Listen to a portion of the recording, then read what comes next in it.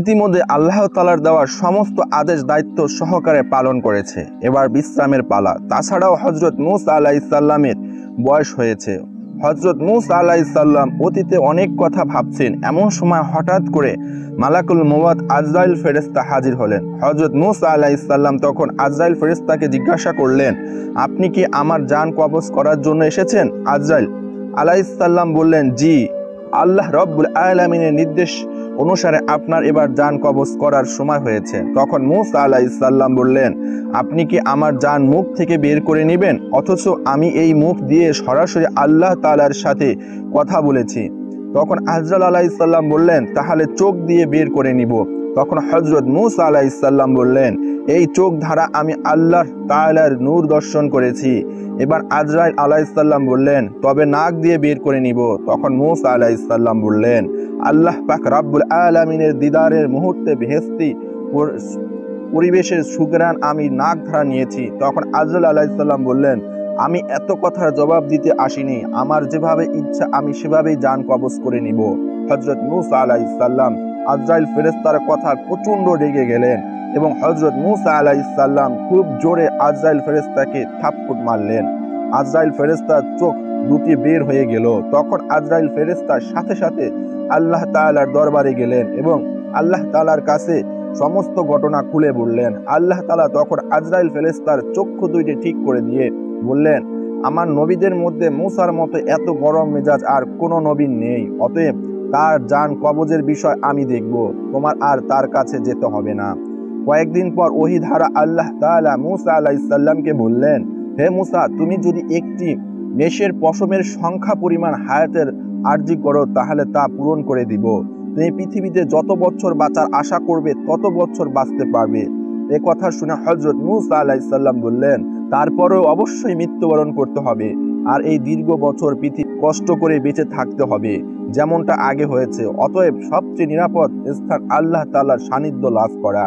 তিনি বললেন, হে আল্লাহ, নির্ধারিত হায়াতের পরেই আমি তোমার সান্নিধ্য লাভ করতে চাই। আমি যে তোমাকে বড্ড বেশি ভালোবাসি।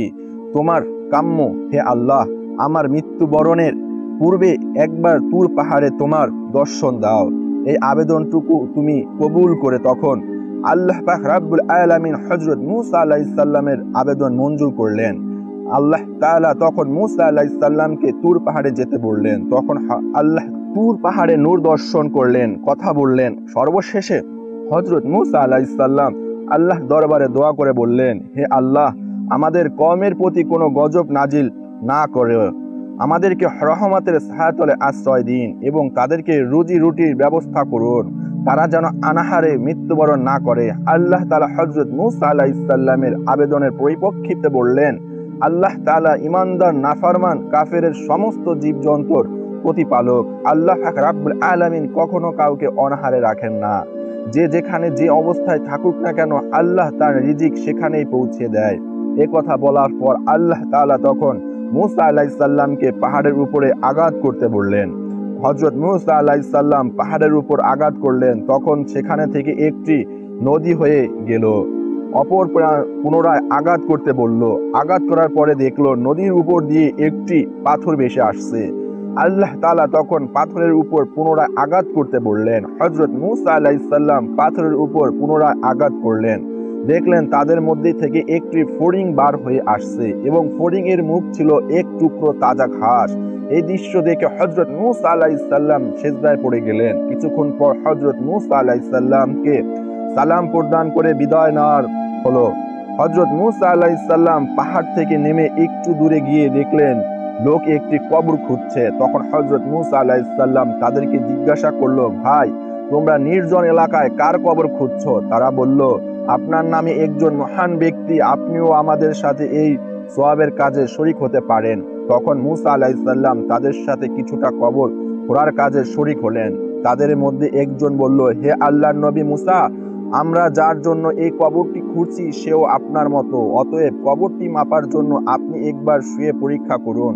হযরত মূসা আলাইহিস সালাম তাদের কথা কবরে গিয়ে শুয়ে পড়লেন এবং বললেন, হে আল্লাহ, কত নিচু ও জায়গাটি, তুমি এই জায়গাটি আমার জন্য যদি কবুল করতে। মূসা আলাইহিস সালামের দোয়া করার সাথে সাথে একটি ফেরেশতা এসে তাকে একটি আপেল খেতে দিল।